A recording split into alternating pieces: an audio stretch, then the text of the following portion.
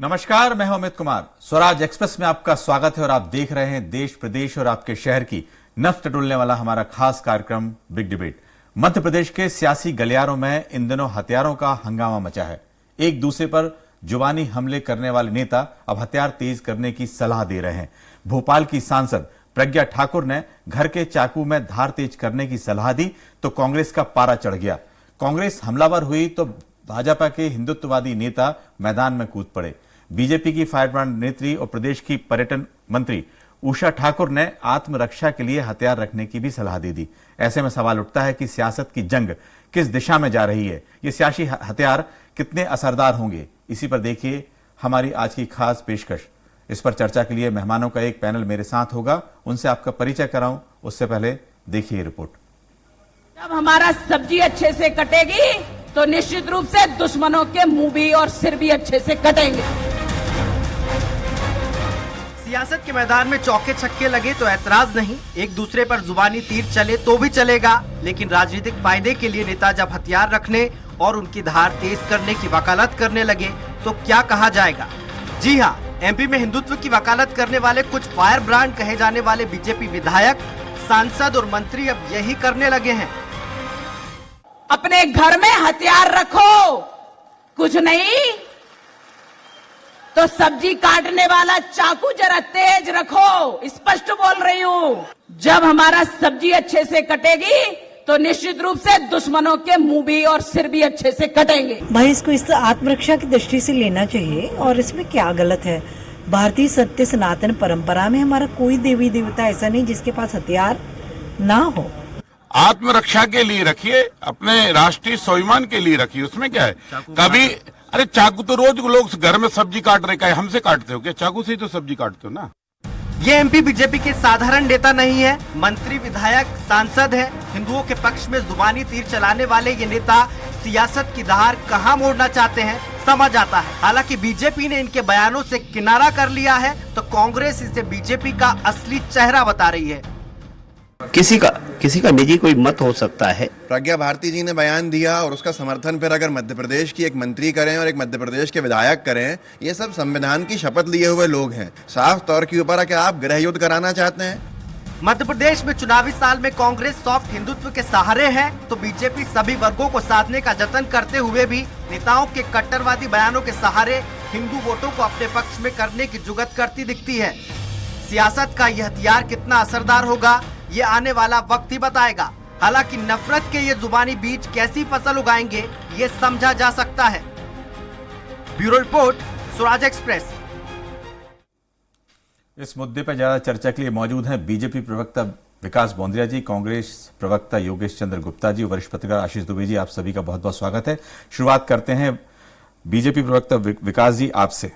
विकास जी, आपने भी सुना, लेकिन जिस तरह की भाषा है, क्या आपको लगता है कि इस पे थोड़ा सा रोक लगना चाहिए या हम लोगों को समझने में गलती हो रही है? देखिए, आप हर व्यक्ति के अपने आप को अभिव्यक्त करने का एक जुदा ढंग होता है जी। वो अपने शब्दों के माध्यम से अपने स्वभाव के अनुरूप अपने आप को अभिव्यक्त करता है। इसे कभी भी देखिए अन्यथा नहीं लेना चाहिए। जी जी। हाँ, विकास बोंद्रिया अगर कोई तेज शब्द बोलेगा तो आपको अन्यथा लग सकता है, क्योंकि मैं इन जनरल संयमित ढंग से चीजों को रखने का आदी हूँ। हिंदुत्व और हिंदुत्व संस्कृति हमारा शुरू से एजेंडा रहा है। भारतीय जनता पार्टी का one of the basic agenda है। इसको हम हमेशा लोगों के सामने रखते हैं, इस मामले में कोई कोताही नहीं। लेकिन कहीं भी हम हिंसा के पैरोकार नहीं हैं। हिंसावादी बातें ना हम करते हैं ना फैलाते हैं। और तो अब आप देखेंगे, अगर आप इसे हिंसा से जोड़ रहे हैं या कांग्रेस उस तरफ इंगित कर रही है, मैं यूं कहूं, तो आप देखिए ना, मध्य प्रदेश में तो लॉ एंड ऑर्डर को संभालने की जिम्मेदारी भारतीय जनता पार्टी सरकार की है, जिसमें हम सफल भी रहे। आपने क्या देखा कि मध्य प्रदेश में वैसे दंगे हुए जैसे कांग्रेस काल में हुआ करते थे? कभी नहीं हुए। जो छुटपुट हुए भी उनके ऊपर आसानी से लोकल लेवल के ऊपर लोकल समझाइश के माध्यम से पार पा लिया गया, उन्हें कंट्रोल कर लिया गया। तो मुझे लगता है कि एक हिंदुत्व की रक्षा की बात, अगर धार्मिक रूप से किसी को कोई संकट पड़ता है तो उसे अपने आत्मरक्षार्थ क्या उपाय करने चाहिए, ये बातें हो रही हैं। विकास जी, आपकी बात बिल्कुल समझ रहे हैं, लेकिन सबसे महत्वपूर्ण बात यह है कि जो जनप्रतिनिधि हैं उनको इस भाषा का संदेश क्या जाता है, क्योंकि राजा पटेरिया के मामले में भी उन्होंने जो मुंह से बोला, योगेश जी, कितना मुश्किल हो जाता है इस तरह की भाषा का उपयोग करना। उन्होंने भी अपने कार्यकर्ताओं के बीच में कुछ बात कही थी इस तरह की, और एक तिल का ताड़ बनते देर नहीं लगती है। योगेश जी। जी बिल्कुल अमित जी, आपने बिल्कुल सही कहा। यही भारतीय जनता पार्टी का चाल चरित्र और दोहरा मापदंड है। मैं चाहे ये करूं, मैं चाहे वो करूं, मेरी मर्जी, कोई दूसरा करे तो सीधे अंदर। प्रज्ञा ठाकुर जी की अगर बात करें तो उनको जो जुबान आती है वो ही बोल रही है। इसमें मतलब कुछ भी नया इसलिए नहीं है कि शिवराज सरकार ने ही उनके चाल चरित्र को देखकर, जब शिवराज जी सीएम थे तो 2008 से 13 के कार्यकाल में 2.5 साल तक जेल में रखा था। वो अलग बात है कि बाद में भारतीय जनता पार्टी ने उनको प्रत्याशी बना के सांसद बना दिया, मगर उन्होंने जो सीखा है वही बोलेंगी। रही बात मंत्री उषा ठाकुर और विधायक रामेश्वर शर्मा जी की, तो देखिए भारतीय जनता पार्टी के लोग हैं, इनको यही आता है और इसी की दम पर वोटों की राजनीति करना चाहते हैं। हम कांग्रेस के लोग हमारे युवाओं के हाथ में कलम देते हैं, रोजगार देते हैं, उनको IIT एम्स जैसे शिक्षण संस्थान देते हैं, IIM देते हैं, योग्य युवा बनाते हैं, देश के कर्णधार बनाते हैं हम लोग। हम युवाओं के हाथ में चाकू या तलवार का भाव आने ही नहीं देते। जी हम ऐसी कोई बात कभी नहीं करते जी, क्योंकि हम जानते हैं अगर हमारा भारत अखंड है और अगर हमारे भारत का भविष्य है तो वो हमारा युवा है, तो हम हमारे युवा को गलत रास्ते पर क्यों जाने देंगे। चलिए, ऐसी भाषा, ऐसी योगेश जी, ऐसी भाषा का जो प्रयोग है वो कांग्रेस को भी, अभी जिस तरह से मैंने जिक्र किया था, वहां भी नहीं होना चाहिए था योगेश राजा पटेरिया जी के वाले मामले में। हमारे साथ हमारे साथ वरिष्ठ पत्रकार, उनके वक्तव्य पर कानून ने जो सम्मत संज्ञान लिया है जी, मैं उससे इत्तेफाक रखता हूं। जी बिल्कुल ठीक है। मैं तो चाहता हूं कि प्रज्ञा जी के मामले में भी वही कानून को काम करना चाहिए। जी बिल्कुल। आशीष जी, आपने देखा कि किस तरह से एक हिंदुत्व या सॉफ्ट हिंदुत्व के बाद जिस तरह से जो भाषा का प्रयोग होता है, क्या लगता है कि इस तरह की भाषा से पार्टी को फायदा होता है या व्यक्तिगत फायदा होता है? देखिए, इस तरह की भाषा से मुझे लगता है लॉन्ग टर्म में दोनों को ही नुकसान होना चाहिए, और होता भी होगा, या कई जगह हमने होता देखा भी है। तो इस तरह की जो भाषा है, पार्टी को तात्कालिक लाभ हो सकता है, मिल जाता है, क्योंकि कुछ पार्टियां चाहती हैं कि हिंदू वोट पोलराइज हो, कुछ मुस्लिम वोट चाहती हैं, तो उस तरह से अलग अलग तरीके से ये प्रयोग या उपयोग इनके होते हैं। लेकिन अभी जो ये ताज़े संदर्भ में जो बयानों की बात हो रही है, तो उसमें अगर देखा जाए तो राजा पटेरिया का बयान जो है वो कानून की परिधि में आता है।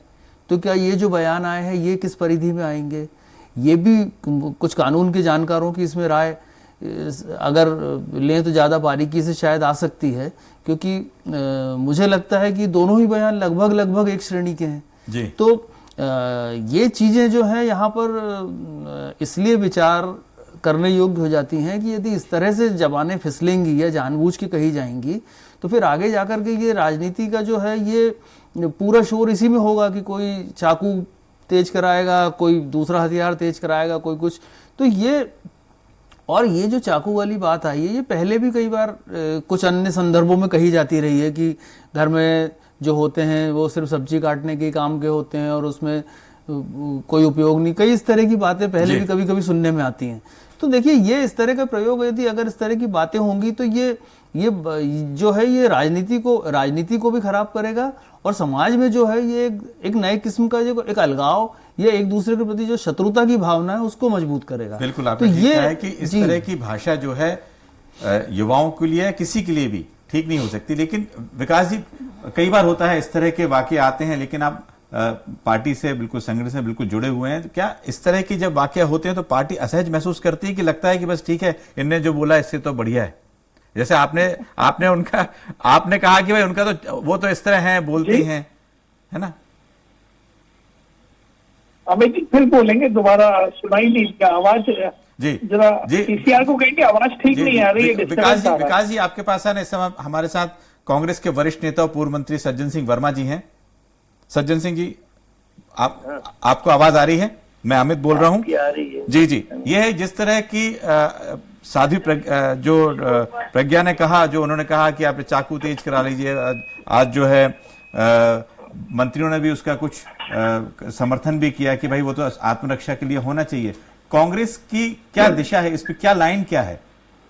मेरा ये कहना है कि नरेंद्र मोदी साहब ने, आरएसएस ने इस देश के वातावरण में एक ऐसा जहर धीमा धीमा फैला दिया, धर्म, जाति, मजहब, मंदिर, मस्जिद का। मेरा ये कहना है कि आना है तो तुम लोग आगे आओ ना भाई, महिलाओं को क्यों आगे कर रहे हो? जी, महिला सांसद को, महिला मंत्री को आगे आइए।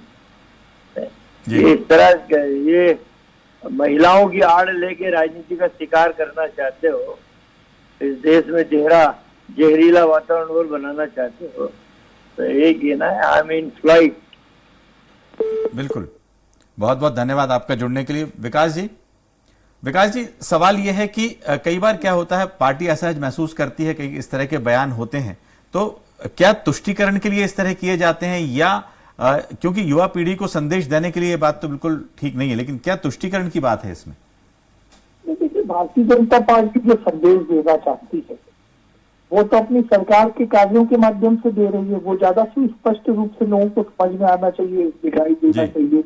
हम तो सभी वर्गों के लिए काम कर रहे हैं, कोई भी समाज हो, कोई भी जाति हो, कोई भी धर्म हो, कोई भी पंथ हो, तो मुझे लगता है भारतीय जनता पार्टी के ऊपर इस तरह का आरोप तो लगाया ही नहीं जा सकता। जी, नंबर एक। नंबर दूसरी बात, देखिए, एक बात आशीष जी ने अच्छी बोली कि टेक्निकली एग्जामिनेशन की बात है कि आप हिंसा के लिए आक्रामक है या हिंसा के खिलाफ आत्मरक्षा का आह्वान कर रहे हैं। आपने हाल में देखा होगा, प्रज्ञा जी स्वभाव से इस ढंग से बोलती हैं कि हमें एक गुस्सेलापन उनकी भाषा में लगता है। ये आमतौर पे मीडिया कहता है, मैं मीडिया की समझ को क्वेश्चन नहीं कर रहा हूं, लेकिन मैं ये कह रहा हूं कि अगर आपको ऐसा लगता है तो भी क्या प्रज्ञा जी के इन बातों में कोई आक्रामकता की बात है कि अपनी तरफ से उन्होंने तो आत्मरक्षा के लिए एक आह्वान किया है। ठीक है, लोगों को उस वक्त जो समक्ष उपस्थित रहे, उन्हें एक जोशीला वातावरण निर्मित करने के लिए, उन्हें प्रेरित करने के लिए कई बार ऐसी आक्रामकता के साथ में बोला जा सकता है जो आपको लग रही होगी कि ये फर्स्ट अटैक है। ये फर्स्ट अटैक तो बिल्कुल की बात नहीं उन्होंने करी। उन्होंने तो आत्मरक्षा, सेल्फ डिफेंस के लिए हमें क्या करना चाहिए उस ढंग की बात। योगेश जी कुछ कहना चाह रहे हैं, लेकिन मेरा कहना यह है कि आपकी सरकार यहाँ पर है, आत्मरक्षा की बात भी करना, यदि इस तरह की करना, ये एक तरीका बीजेपी के नेत्री का हो सकता है। योगेश जी, आप कुछ पूछना चाह रहे थे, कुछ कहना चाह रहे हैं? भोपाल की जनता ने माननीय प्रज्ञा जी को अपने सांसद के रूप में इसलिए नहीं चुना था जी कि वो हमारे युवाओं को, बेरोजगार युवाओं को, एक मिनट भटका। योगेश जी एक सेकंड, आप इस समय हमारे साथ वरिष्ठ कांग्रेस नेत्री शोभा ओझा जी साथ में है। शोभा जी, जिस तरह की भाषा भोपाल की सांसद ने कहा है, साध्वी प्रज्ञा जी ने, कि आपको चाकू पर धार लगानी चाहिए, और इस तरह से आत्मरक्षा की बात भी की जा रही है चर्चा में, कांग्रेस का इस पर क्या सोचना है पूरा?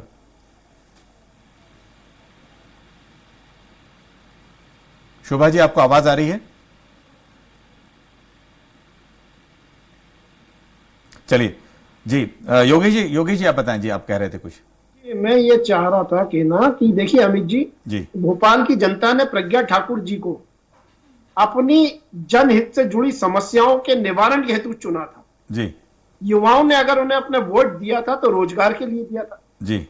किसानों ने अगर उन्हें वोट दिया था तो सरकार पर दबाव बनाने के लिए, और महिलाओं ने अगर उन्हें वोट दिया था महिला नेत्री के रूप में, तो महिला अत्याचार से छुटकारा दिलवाने बजाय कितना अच्छा होता अगर प्रज्ञा जी ये कहती कि शिवराज जी, मोदी जी, हमारे युवाओं को रोजगार कब दोगे?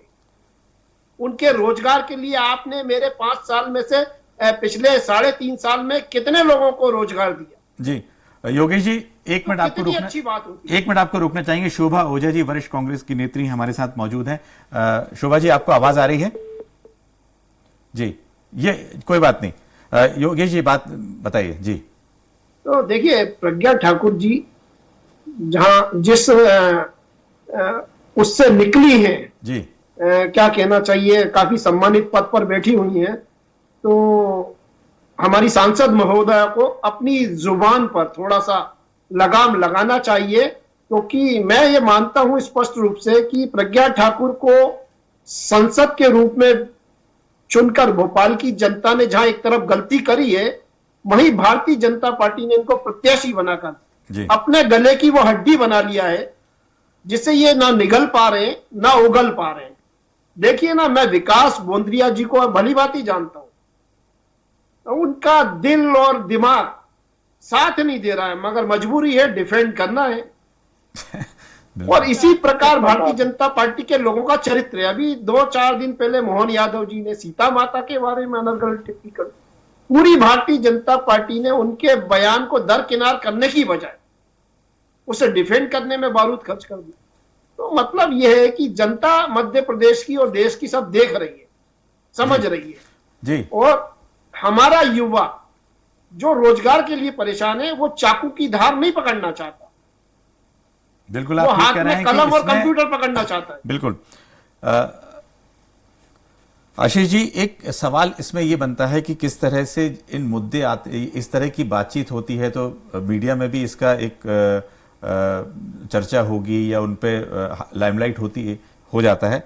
क्या जो इस सब बातों से कुछ मुद्दे जो हैं, जो होने चाहिए, जो जनता के बीच आने चाहिए, उनको विपक्ष को या सरकार की ओर से जो काम हो रहे हैं उनको भी आगे आना चाहिए? दब जाते हैं वो सब? ये तो होना ही चाहिए, सरकार की ओर से काम आगे आने चाहिए, लेकिन जनताओं, अभी देखा जाए तो जनता की अपेक्षाएं इतनी ज्यादा हैं कि जो काम किए जा रहे हैं मुझे लगता है कम पड़ते हैं जी। जो हालात पिछले 1-2 साल में पैदा हुए हैं आर्थिक मोर्चे पे या दूसरे फ्रंट पर, उसके नाते ये जो काम है वो काफ़ी कम पड़ते हैं, और चाहे कोई सी भी सरकार हो, राज्य में हो केंद्र में हो, तो इसलिए जो है कई बार मुद्दों को इरादतन भी भटकाया जाता है जी। और अभी जो आगे जो सीन चल रहा है उसमें मुझे लगता है कि चुनाव, और 2 चुनाव होने वाले हैं, विधानसभा है, लोकसभा है, तो वो चुनाव जो है कुछ इसी तरह के मुद्दों पे होना है, क्योंकि उस वक्त तक बहुत सारे जो धार्मिक और सामाजिक जो से जुड़े हुए चीज़ें आएंगी, वो मुद्दे उस चुनाव का बनेंगे, और धीरे धीरे उस तरफ एक वर्ग जो है उस तरफ चुनाव को लेके जाने की कोशिश कर रहा है, या सोचा जा रहा होगा उस तरह जाने का। तो मुद्दों का चुनाव जो है, जो ज्वलंत मुद्दे हैं उस पर चुनाव मुझे नहीं लगता है, वो मैनिफेस्टो में जरूर वो चीजें आएंगी, लेकिन जो अघोषित मैनिफेस्टो होंगे उसमें हो सकता है इस तरह से चुनाव हो। तो आज जो कांग्रेस की स्थिति, कल जो कांग्रेस की स्थिति थी सलमान खुर्शीद के बयान को लेकर, आज जो बीजेपी की है, तो ये रोज कोई ना कोई इस तरह की चीजें जो हो रही हैं, ये जो है इस पर, इसकी वजह से मुद्दे जो हैं दोनों तरफ से दबते हैं। तो इसलिए मुझे लगता है कि इससे आगे बढ़ना चाहिए। और विकास जी ने एक अच्छी बात बोली, बात अच्छी है, लेकिन वो फिर दोनों पे लागू होना चाहिए। जैसे उन्होंने बोला ये अभिव्यक्ति का तरीका है, उन्होंने जो बोला वो अभिव्यक्त करने का एक तरीका है, तो कल भी जो बोला गया था वो अभिव्यक्ति के तरीके पे के लिया जाना चाहिए। तो उस तरह सहज रूप से लेके इन चीजों को अगर दरकिनार करके आगे बढ़े तो ही मुद्दों पे आगे, मुद्दों को मजबूर किया जाए। आपको रोके, बीजेपी के सांसद केपी यादव जी हमारे साथ हैं। यादव जी, आपको आवाज आ रही है? जी भाई साहब। जी, मैं अमित बोल रहा हूं। और ये बताएं कि अभी भोपाल की जो सांसद हैं प्रज्ञा ठाकुर, उन्होंने जिस तरह से बयान दिया है कि चाकू पे धार लगवा दीजिए, चूंकि इसका समर्थन किसी तरीके से नहीं है, लेकिन जो मंत्री हैं उन्होंने कहा कि आत्मरक्षा के लिए होना चाहिए, या विधायक भी इस तरह की बात करते हैं, तो लगता नहीं है कई बार क्या इससे फायदा होगा आपको या आप पार्टी को?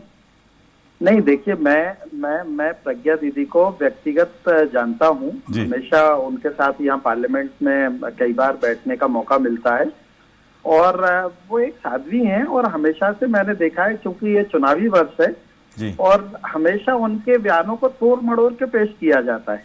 वो कहती कुछ है, उनकी भावनाएं कुछ और होती हैं, कुछ और ही कहा जाता है। हम खुद कहते हैं कि लोगों ने अपनी आत्मरक्षा करनी चाहिए, बच्चियों को आगे आना चाहिए, तो अगर उस संदर्भ में उन्होंने कुछ कह दिया होगा, उनका कहने का तात्पर्य कुछ अलग था, जी, पर उसको अलग तरीके से पेश किया जाता है हमेशा।